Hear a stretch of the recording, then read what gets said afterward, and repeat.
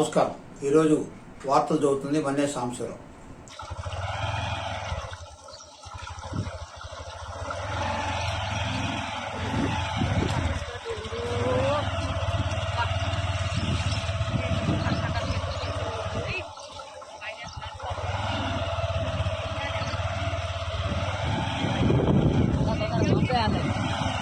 నేనేం చేయాలి?